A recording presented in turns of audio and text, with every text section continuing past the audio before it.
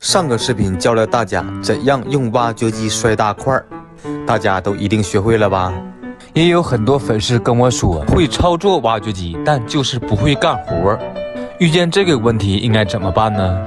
大家记住了，不管挖掘机干什么样的活，操作熟练是我们的基础。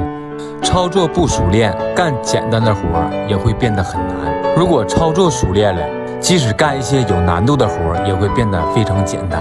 所以在咱们学习挖掘机的时候，一定要把动作练熟练。关注我，带你了解更多的挖掘机小知识。